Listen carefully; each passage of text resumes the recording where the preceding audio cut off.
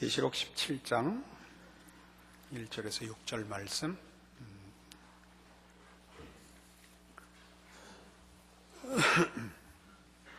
또 일곱 대접을 가진 일곱 천사 중 하나가 와서 내게 말하여 가로되 이리 오라. 많은 무리에 앉은 큰 음녀에 받을 심판을 내게 보이리라.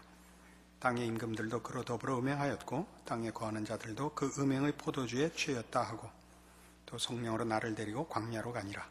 내가 보니 여자가 붉은빛 짐승을 탔는데 그 짐승의 몸에 참남된 이름들이 가득하고 일곱 머리와 열 뿔이 있으며 그 여자는 자주빛과 붉은빛 옷을 입고 금과 보석과 진주로 꾸미고 손에 금잔을 가졌는데 가증한 물건과 그의 음행에 더러운 것들이 가득하더라. 그 이마에 이름이 기록되었으니 비밀이라. 큰 바벨론이라. 땅의 음녀들과 가증한 것들의 어미라 하였더라. 또 내가 보매 이 여자가 성도들의 피와 예수의 증인들의 피에 취한지라. 내가 그 여자를 보고 기이 여기고 크게 기이 여기니 까지 오늘 본문으로 봅니다. 이 15장과 16장에 걸쳐서 일곱 대접의 환상이 이제 선포되었고 그 마지막이 바벨론의 파괴의 선포까지 왔습니다. 그리고 이제 17장, 18장, 19장 10절까지 바로 이 바벨론 파괴, 바벨론의 멸망에 관한 이제 상세한 설명이 나오고 있는 것입니다. 이것이 우리 처음 계시록을 읽을 때 계시록을 제일 많이 해석하는 것이 역사적 해석이라 하는 것으로 많이들 풀어서 이 계시의 순서가 곧 우리 계시록에 기록된 계시의 순서가 곧 앞으로 일어날 말세의 사건의 순서로 이렇게 이해하는 해석법을 취하는 사람들이 많습니다. 여러분 시중에서 보시면 특별히 세대주의자들의 책들은 그런 역사적 해석법을 이용해서 계시록을 이해하고 있죠. 그러나 우리는 이걸 개괄한다고 해서 개괄법으로 풀어서 환상이 같은 내용을 반복해서 관점을 달리해서 또는 더 자세하게 반복하고 있다고 우리는 해석하는 해석을 취하고 있습니다. 그래서 지금도 이걸 만일 역사적 해석법으로 푼다면 15장, 16장의 일곱 대접 환상 후에 17장이 그러면 그 대접 사건 후의 사건으로 이해되어야 할 때인데 이 17장의 이 음녀에 관한 그 환상은 1절에 보는 바와 같이 일곱 대접을 가진 일곱 천사 중 하나가 와서 이 계시를 인도하고 또 나중에 해석에도 그가 참여를 합니다. 그래서 이것이 일곱 대접의 환상의 내용의 어떤 더 자세한 설명이라는 것을 우리가 이해할 수 있습니다. 17장과 18장은 그런 의미에서 바벨론 파괴의 근본적인 원인들, 그 이유들을 설명하는 장이 되는 것입니다. 오늘은 그 서두에 나오는 음녀로 1절에 큰 음녀에 받을 심판 이렇게 되어 있습니다. 이 음녀는 나중에 그 5절에 보는 바와 같이 그 이마에 이름이 기록되었으니 비밀이라 큰 바벨론이라 해서 바벨론과 동일화되어 있습니다. 그 자세한 설명들은 그 해당 구절에서 설명을 하겠습니다. 성경에서 음녀란 믿음을 상실하고 하나님을 떠나 우상 숭배에 빠져 부패와 타락을 일삼는 곧 종교적인 배교를 의미하는 표현입니다. 하나님께 바쳐야 하는 신앙의 정절을 잃어버린 자라는 의미에서 성경은 언제나 우상 숭배를 이렇게 음행으로 간음으로 이렇게 표현하곤 합니다. 이사야 1장 같은 데서는 거룩하던 성읍이 어찌하여 창기가 되었는고라고 그 불신앙에 빠진 이스라엘 백성을 꾸짖는 장면이 나옵니다. 그런데 이 음녀가 1절에 있는 바와 같이 많은 물 위에 앉아 있습니다. 그죠? 이 많은 물이 앉았다는 것은 15절에 같은 17장 15절에 그 그 천사가 이렇게 환상의 장면을 이렇게 설명을 합니다. 또 천사가 내게 말하되 내가 본 바 음녀에 앉은 물은 백성과 무리와 열국과 방언들이니라. 성경에서 이 열국과 방언 이런 표현은 다 모든 나라, 세상 모든 나라를 지칭하는 관용적인 표현입니다. 그래서 여기 말하는 많은 무리에 앉은 음녀라는 것은 세상 전역에 걸친 광범위한 영역, 그리고 세상 전역에 걸친 모든 백성, 물론 악인들을 두고 하는 말입니다만은 그 광범위한 영역과 그 무리들을 표현하는 것입니다. 근데 우리가 이것을 무리에 앉았다 하는 것을 그 15절에서 보는 바와 같이 이 음녀가 얼마나 많은 사람들과 말하자면 전 세상에 걸쳐서 그의 영향력을 행사하는가 하는 것을 표현하는 것과 동시에 이 무리에 앉았다라는 것이 아까 5절에 본 바와 같이 이 음녀의 이마의 비밀이라 큰 바벨론이라 한 것과 같이 바벨론을 상징하는 의미를 이 표현으로도 보여주고 있습니다. 예레미야 51장에 가시면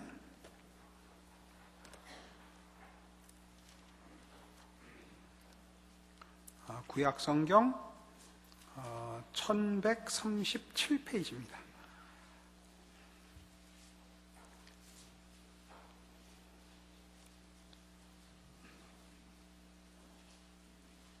예레미야 51장 13절 바벨론을 이렇게 설명하고 있습니다. 13절 많은 물가에 거하여 재물이 많은 자여 내 탐람의 한정 내 결국이 이르렀도다.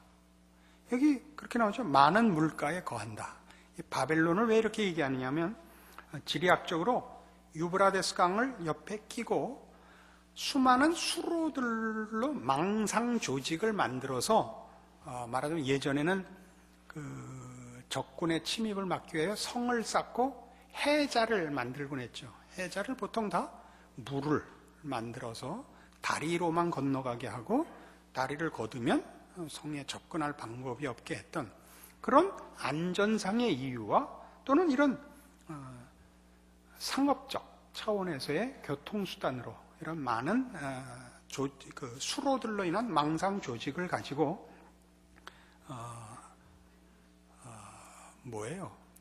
방어와 군사적 방비와 또 산업적 부를 유지했던 데가 바벨론입니다.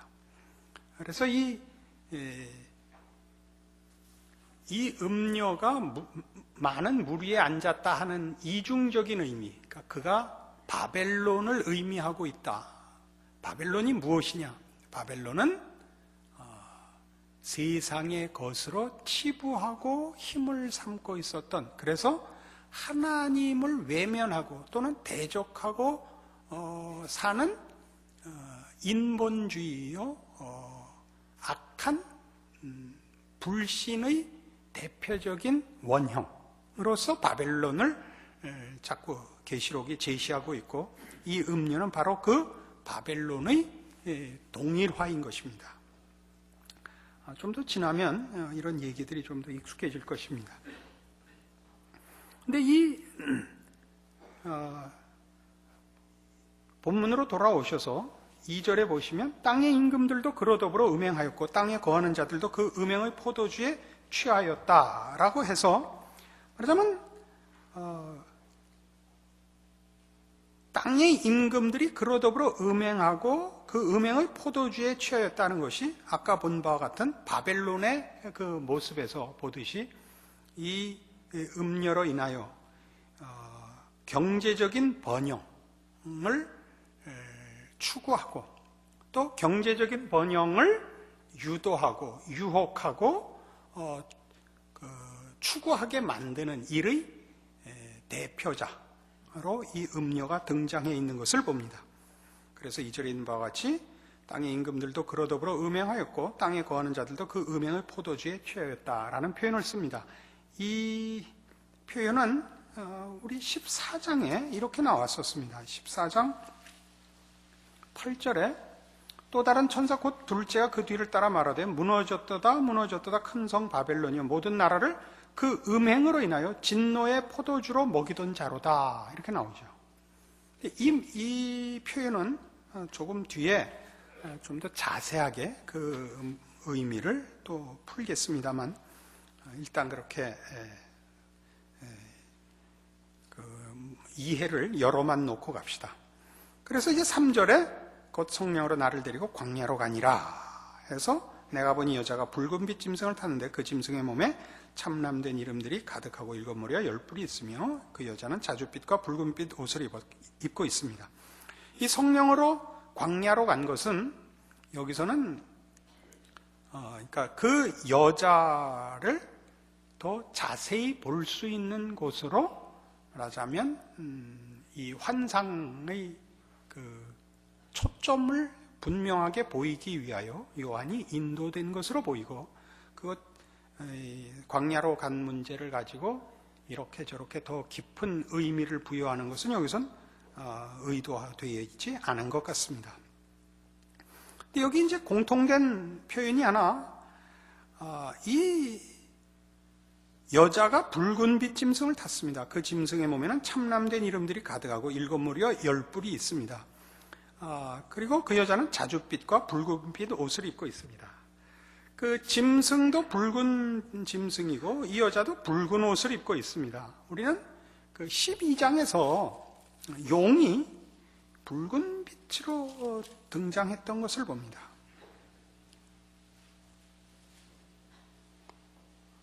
12장 1절 하늘에 큰 이적이 보이니 해를 입은 한 여자가 있는데 그 발 아래는 달이 있고 그 머리는 12별의 면류관을 썼더라. 이 여자가 아이를 베어 해산하게 되매 아파서 애써 부르짖더라. 하늘에 또 다른 이적이 보이니 보라 한 큰 붉은 용이 있어 머리가 7이요 뿔이 10이라 이렇게 나오죠. 그래서 이 붉은 빛은 그러니까 여기서 특별한 어떤 뜻을 전달하기 위하여 목적을 가지고 준비된 그 색깔인 것입니다. 이 붉은 빛은 여기서는 그 공포의 색으로 등장해 있습니다. 이 힘을 가진 색, 힘을 가졌다는 의미 또는 두려움을 느끼게 하는 의미로서 이 붉은 용, 붉은 짐승, 붉은빛 옷을 입은 여인이라는 붉은색이 등장을 하는데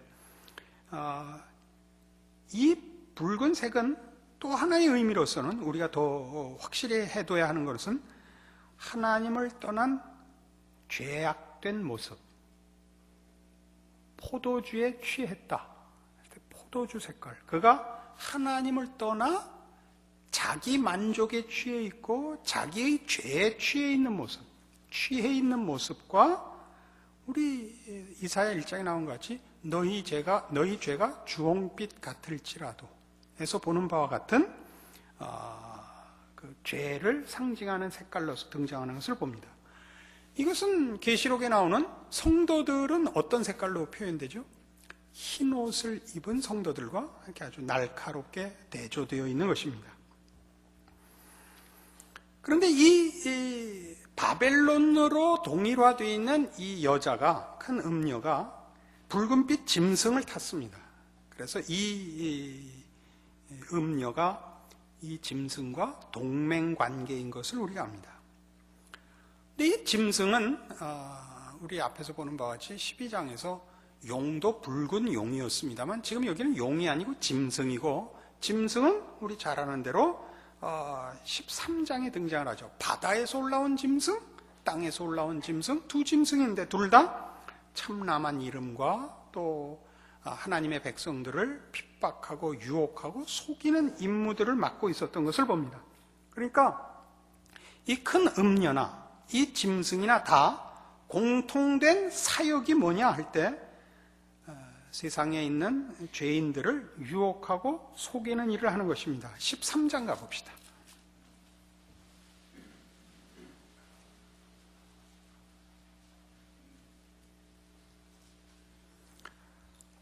13장 6절 보죠. 짐승이 입을 벌려 하나님을 향하여 회방하되 그의 이름과 그의 장막 곧 하늘에 거하는 자들을 회방하더라.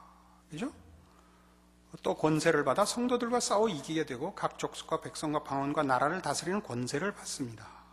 11절 내가 보면 또 다른 짐승이 땅에서 올리니 새끼 양같이 두 뿔이 있고 용처럼 말하더라. 저가 먼저 나온 짐승의 모든 권세를 그 앞에서 행하고 땅과 땅에 거하는 자들로 처음 짐승에게 경배하게 하니 곧 죽게 되었던 상처가 나은 자니라. 큰 이적을 행하되 심지어 사람들 앞에서 불이 하늘로부터 땅에 내려오게 하고 짐승 앞에서 받은 바 이적을 행함으로 땅에 거하는 자들을 미혹하며 땅에 거하는 자들에게 이르기를 칼에 상하였다가 살아난 짐승을 위하여 짐승 우상을 만들라 하더라. 다 뭐죠? 미혹해 하고 성도들과 하나님을 회방하고 하는 것들이 이들의 주 임무입니다. 그리고 다시 본문으로 오셔서 4절에 이 여자는 자줏빛과 붉은빛 옷을 입고 금과 보석과 진주로 끔이고 손에 금잔을 가졌는데 가증한 물건과 그의 음행에 더러운 것들이 가득합니다. 사치와 호화, 그 다음에 그 보석에서 나오는 바와 같이 물질적인 복으로 유혹하는 자임을 알 수 있습니다. 그는 말하자면 여기 음행의 잔을 마시게 하는 자입니다. 2절에 본 바와 같이 땅의 임금들도 그로 더불어 음행하였고 땅에 거하는 자들도 그 음행의 포도주에 취하였습니다. 4절에서 지금 본시라면 손에 금잔을 가졌는데 가증한 물건과 그의 음행에 더러운 것들이 가득합니다. 그것으로 많은 사람들을 취하게 할 것입니다.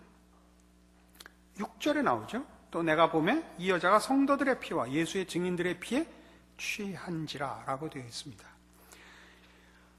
저가 음녀라 되어 있어가지고 5절에 보면 땅의 음녀들과 가증한 것들의 어미입니다. 그리고 그 사람들을 이 음행의 잔으로 취하게 하는 자입니다. 그런 식의 표현이 무엇을 뜻하느냐?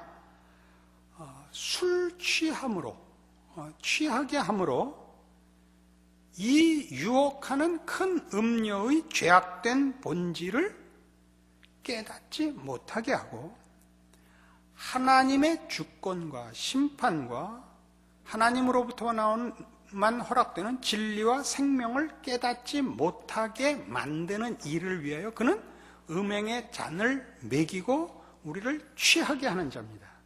그게 여태껏 나온 설명들입니다.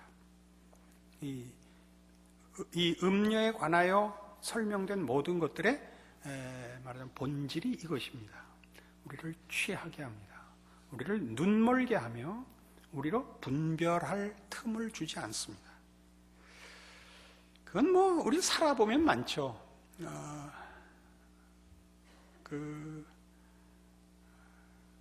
연예인들은 인기라는 것 때문에 아무리 인기를 얻어도 만족하지 않고 더 큰 인기, 영원한 인기를 위하여 늘 조마조마하게 산다고 고백하고 있습니다. 그래서 다 그런 건 물론 아닙니다만 훌륭한 사람들이 얼마든지 있습니다만은 그래서 마약을 아니할 수가 없다. 이런 간증을 들은 적이 있습니다. 너무 불안해서 오늘 나에게 환호한 사람들이 내일도 나를 보고 환호할 것인가? 이게 믿어지지가 않아서 저는 잘 모르는 문제입니다만은 돈도 그런 줄로 압니다. 돈은 이상하게 가지면 가질수록 모자라는 법입니다. 저희 집사람은 한번 그 경험을 해보기를 원하고 있으나 하나님이 허락지 않고 있습니다. 이것만은 제가 압니다. 그나마 있던 돈도 떨어지면 그때 정신이 돌아와서 내가 이것도 하고 저것도 했어야 되는데 그 옛날 선생님도 찾아가고 옛날에 나한테 잘했던 그 친구한테도 한번 갔어야 되는데요. 그때 정신이 들고 희한하게 이런 정당한 생각은 돈이 떨어지면 생각이 들고 그 생각이 들었다가도 다시 돈이 생기면 다시 없어지는 희한한 속성을 가지고 있습니다. 돈은 생기면 절대 정당한 데 쓰도록 생각이 안 나고 없어져야만 그 생각이 나니 참 기이한 물건인 줄로 압니다. 그것이 돈의 문제가 아니라 부에 관한 문제죠. 세상의 부에 관한 문제죠. 그래서 이쪽은 술이 그렇듯이 이 설명하기가 그렇게 제가 어려웠습니다. 술이 그렇듯처럼 해봤단 말이에요. 이 생각이 날 것 같아서 해본 적은 없습니다. 옛날 군대 있을 때 안 마실 수 없는 경우에 할 수 없이 사이다는 먹었습니다. 진로표 사이다. 술을 먹는 사람들은 끝이 안 나는 게 큰 특징이더라고요. 그죠? 제 가까운 고등학교 친구들 중에는 아주 그 주태배기가 몇 있습니다. 근데 어느 만큼 마시느냐? 1년에 한 번, 한 달쯤 날을 잡아서 합숙을 해요. 어디 시골에 어느 집을 하나 얻어서 한 달 동안 아무것도 안 하고 술만 처먹어요. 끝이 안 나요. 그러니까 갖고 간 돈과 시간이 끝나서 헐 수 없이 헤어지는데 헤어지는 장면이 가관이래요. 전 거기 안 가봤으니까 모르죠. 헤어지질 못한대요. 섭섭해서. 미친놈들이죠. 그러나 친구란 말이에요. 더 가라죠. 더 가라죠. 그래서 어디까지 가야 끝이 나죠? 본인이 죽어야 끝이 나죠. 본인이 죽어야 끝이 나죠. 어제 KBS에서 이것이 인생이다에 타짜가 나왔습니다. 그 도박의 꾼, 속이는 프로가 등장을 해서 그 아주 간단하게 그 인생을 이렇게 조명했는데 그 사람의 결론이 이겁니다. 도박은 따도 망하고 잃어도 망합니다. 그 따도 망한다는 문제는 제가 잘 압니다. 저는 오랫동안 그 돈 내기 경험이 있었습니다. 도박이라고 얘기할 큰 돈 내기가 아니고 당구를 쳤으니까요. 당구는 뭐든지 다 내기입니다. 왜냐하면 일단 기본이 지는 사람이 게임비를 내게 돼 있습니다. 그러니까 그거부터 안 져야 되는 겁니다. 그 다음에 뭐 담배 내기, 예전에 기억나세요? 모닝커피 내기. 모닝커피가 뭔지 아세요? 커피에 달걀 노른자 하나 넣어주고 모닝커피라고 있었습니다. 그래서 나는 모닝 빼고 줘 이런 얘기도 있었죠. 모닝 빼고 줘 모르시죠? 노른자 빼고 줘 순수한 커피만 줘가 모닝 빼고 줘. 누구는 뭐 오므라이스에서 오무 빼고 줘 그랬다 그러는데 하여튼 이렇게 조금 늦게 웃는 사람이 있어요. 이게 참 연구해 볼 만한 거예요. 그럼 좀 참으셔야 되는데 또 못 참는단 말이죠. 하여튼 그 따는 날이 있어요. 그러면 쉽게 딴 거는 해프게 쓰게 돼요. 그게 제가 배운 겁니다. 쉽게 따면 그날 다 뭐 밥 사고 영화 가고 뭐 그냥 쉽게 땄어요. 공짜로 생겼으니까. 이는 날은 중요한 돈을 잃어요. 중요한 돈이 뭐겠어요? 등록금. 중요한 아무도 동정 안 해요. 메꿀 방법이 없어요. 그거 몇 번 만에 알아차렸어요. 아, 이건 아니다. 여기에다 목숨을 걸지 말자. 저는 거기서 손을 떼서 순수한 아마추어로 지금까지 이렇게 잘 멋진 승부사의 길을 즐기고 있습니다. 그러니까 이게 끝없이 가는 거죠.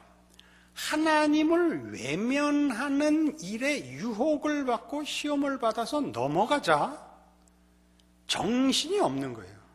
취했고 소경이 됐고 감각이 없어지는 겁니다. 우리 에베소서 4장에서 그걸 멋지게 설명하고 있는데 이 시점에서 한번 찾아볼 필요가 있습니다. 보시겠습니까?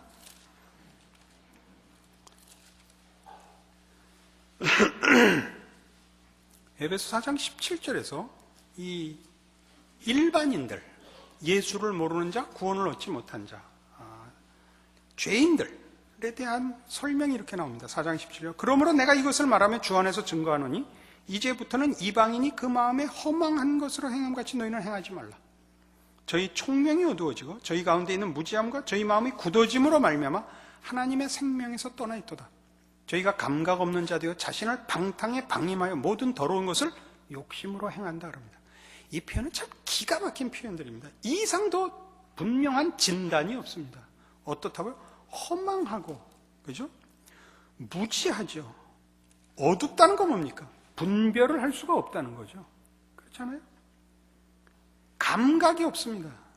성경의 문둥병을 제일 큰 그 하나님의 그 벌로, 심판으로 구약 성경에서 언급하곤 하는가 보십시오. 문둥병의 가장 큰 그 치명적인 증상은 통증을 느끼지 않는다는 거죠. 통증을 느끼지 않는다는 거. 통증을 느껴야 더 이상 그 병이 진행되는 것을 막는 조처를 취할 거 아닙니까? 아프지가 않으니까, 감각이 없으니까, 온몸이 다 썩고 망가져도 본인이 망해가고 있는지, 파멸을 향해 가고 있는지를 느끼지 못하는 겁니다. 대비를 할 수가 없죠. 그래서 모든 더러운 것을 욕심으로 행하고 방탕에 방임합니다. 방탕, 그냥 아무 대비도 없이, 생각도 없이, 무슨 대책도 없이, 노력과 준비는 물론이고 뭐 아무것도 하지 않은 채 그게 뭔지 모르고 파멸과 끝장까지 그냥 흘러내려가는 것입니다. 이게 바로 이 세상 사람들이 사는 모습이지요. 저들을 경멸하라고 이런 표현을 하는 것이 아닙니다. 영적으로 분별하고 우리 예수 믿는 자들과의 차이를 얘기하는 거죠. 예레미야 51장 다시 한번 가보시면 1137페이지 예레미야 51장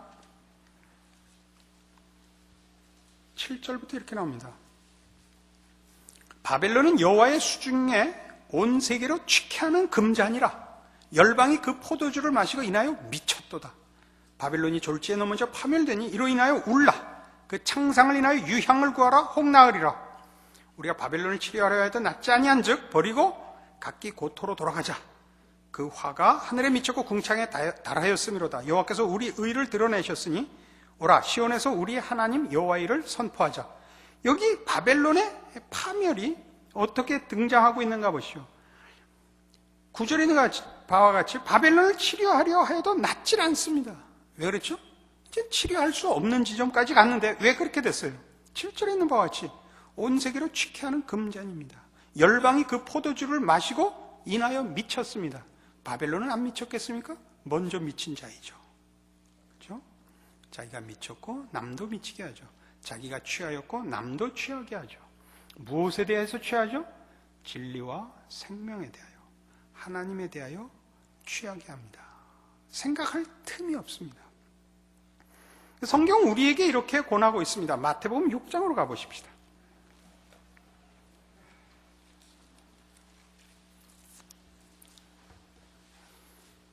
마태복음 6장 19절입니다.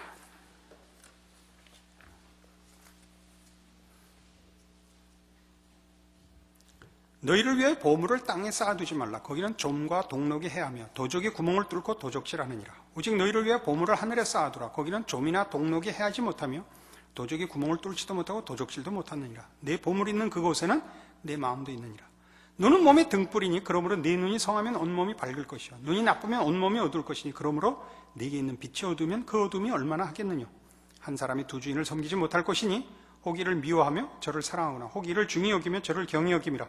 너희가 하나님과 재물을 겸하여 섬기지 못하느니라. 자, 이게 무슨 얘기죠? 보물을 땅에 쌓지 말고 하늘에 쌓아랍니다. 근데 땅에 쌓는 보물과 하늘에 쌓는 보물의 관건이 뭡니까? 분별이죠. 분별. 무엇이 진정한 가치며 무엇이 진정한 의미인가? 무엇이 생명이고 무엇이 파멸이며 무엇이 지혜고 무엇이 어리석음인가? 제대로 분별을 해야 하늘에 보물을 쌓을 수 있습니다. 근데 내가 하늘에 보물을 쌓고 있는지 땅에 보물을 쌓고 있는지 뭘 보면 안 하시는지 아십니까? 21절에 있는 바와 같이 네 보물이 있는 그곳에는 네 마음도 있느니랍니다. 이게 참 무서운 구절입니다. 예전에 누가 그랬습니다. 여러분들 한 달 동안 쓰는 돈을 생활비 빼놓고 나머지 쓰는 돈을 한번 보십시오. 어디에 제일 많이 쓰는가? 거기에 여러분 마음이 가 있는 겁니다. 이제 우리가 신앙생활을 하면 제일 어려운 게 뭐냐면요, 무엇에 더 많은 시간을, 더 어디에다 마음을 두어야 하는가를 아는 게 처음엔 어렵죠. 안 다음엔 뭐가 어렵냐면 알기만 하고 하지 않는데 어려움이 있습니다. 언젠가 얘기했죠. 공부 잘하는 학생하고 못하는 학생의 차이가 뭐라고요? 못하는 학생도 공부 열심히 해야 된다는 걸 늘 알고 있다고요. 그런데 안 하지요. 공부 잘하는 학생은 쉬자 그러죠. 좀 쉬자. 그런데 절대 안 쉬죠. 그리고 열심히 합니다. 이거를 말하면 신앙의 문제에 있어서 언제나 점검해야 되는 것은 내가 알고 내가 마땅히 해야 할 책임으로 인정하고 고백하는 것과 내 삶이 어느 만큼 비율이 되는가를 점검하는 버릇을 가지셔야 됩니다. 무엇부터 점검하라고요? 여러분 보물이 어디 있는가 보십시오. 여러분 보물이 뭡니까? 진심. 성경이 이렇게 얘기합니다. 네 돈 있는 곳에 네 마음이 있느니라 그럽니다. 이 말 하기 저는 어렵습니다. 헌금 많이 하라고 공갈 치는 것 같아서 싫습니다만은, 그러나 생각은 해보십시오. 눈은 몸의 등불이니 그러므로 내 눈이 성하면 온몸이 밝을 것입니다. 그렇죠? 눈이 눈을 위해서 눈 노릇을 하는 것이 아니라 온몸을 위해서입니다. 눈이 나쁘면 온몸이 어두울 것이니 그러므로 내게 있는 빛이 어두우면 그 어둠이 얼마나. 눈이 성하면 온몸이 밝고 눈이 나쁘면 온몸이 망하죠. 눈이 못 봐서 눈이 아프거나 눈을 다치는 게 아니라 눈이 나쁘면 이마 다치고 무릎 까지고 그러는 거죠. 몸을 상하죠. 여러분 전 생애와 여러분 전 운명을 망칩니다. 그 얘기입니다. 무슨 싸움이죠? 큰 음녀의 음행에 잔에 취하는 것과 하나님의 말씀을 근거로 하여 하나님을 섬기고 말씀을 따라 사는 삶의 분별과 실천의 싸움입니다. 그것이 말하자면 성도들에게서 종말을 위하여 준비할 유일한 내용입니다. 이 분별을 하고 이 분별에 맞는 일들을 해 나가셔야 됩니다. 종말을 다 뭘로만 보죠? 무슨 영화 감상하듯이, 무슨 신비하고 기이한 내일을 먼저 아는 것 같이 이런 걱정스러운 일이 있습니다. 그 교회 안에는 더러 그 초월적인 그 체험을 가지는 분들이 있는데, 예를 들면 방언을 하거나 예언을 하거나 계시를 받는 분들이 있습니다. 유익해 하기 위해서입니다. 근데 그 방언과 또는 계시와 예언의 내용이 이런 것은 곤란합니다. 당신 집안에 큰 재난이 있대. 이런 것은 하나님께서 하시는 일이 아닙니다. 예언은 그런 용으로 있지 않습니다. 그건 점쟁이들이나 무당들이 하는 겁니다. 즉 초월을 과시하기 위해서, 사람을 이 초월의 능력 앞에 무릎 꿇리기 위해서 쓸 때 그렇게 쓰고, 성경은 너 몇 월 며칠 날 어떻게 된대 라는 식의 예언은 절대 안 합니다. 근본적이고 궁극적인 내용만 합니다. 이해하시겠습니까? 그럼 우리는 어디서 미혹되냐 하면 이런 아주 말도 안 되는 그런 무슨 조물아기 귀신 들려갖고 하는 소리 같은 그 조그마한 초월의 내용들을 가지고 미혹이 되곤 합니다. 이건 성도들에게 있어서는 금기사항이요, 분별해야 하는 일입니다. 하나님께서는 그런 일을 우리에게 알리시지 않습니다. 예수님 재림이 언제인지도 안 알려줍니다. 하물며 우리가 얼마나 살고 어느 때 무슨 일이 일어나고 어느 날 시집 가고 어느 날 이사 가야 되는가 하는 일은 절대 하나님은 그런 데는 관심도 없으시고 그런 걸 원치 않습니다. 왜요? 우리 죽음에 대해서도 안 가르쳐 줍니다. 왜 그렇죠? 가르쳐 주면 우리가 준비할 것 같죠? 가르쳐 주면 곧 전날까지 농땡이 부릴 걸 알기 때문입니다. 언제 부를지 모르니까 매일을 마지막인 것 같이 살아라. 아시겠어요? 우리에게 필요한 것은 그런 결말이 아니라 그 가장 굵은 원칙 속에서의 하나님의 자녀로의 성실과 충성과 인내입니다. 이것이 성경이 가르치는 참다운 신앙의 자세요 본질입니다. 여러분 각자의 삶을 돌아보시기 바랍니다. 기도하십시다. 하나님 아버지 은혜를 감사합니다. 우리로 하나님의 자녀 되게 하셨고 성도된 승리를 확언하셨습니다. 이제 우리가 믿음을 지켜 주께서 우리를 저 영원한 나라로 부르실 날을 기다리는 그 기다림만을 이제 남겨놓고 있습니다. 그 기다림은 시간을 기다림이 아니요 주를 만날 준비를 하는 충성과 성실과 인내와 믿음의 승리들로 엮어지는 나날입니다. 언제 주를 만나게 될지라도 주의 사람으로 살다 주의 부름을 받으며 주를 만나는 충성되고 승리한 신앙인이 되기 위하여 성경이 요구하는 바와 같이 저 세상의 헛된 것들로 취하지 말고 분별하여 깨어 근신하여 하나님의 사람으로 살게 하여 주시옵소서. 예수님 이름으로 기도합니다. 아멘.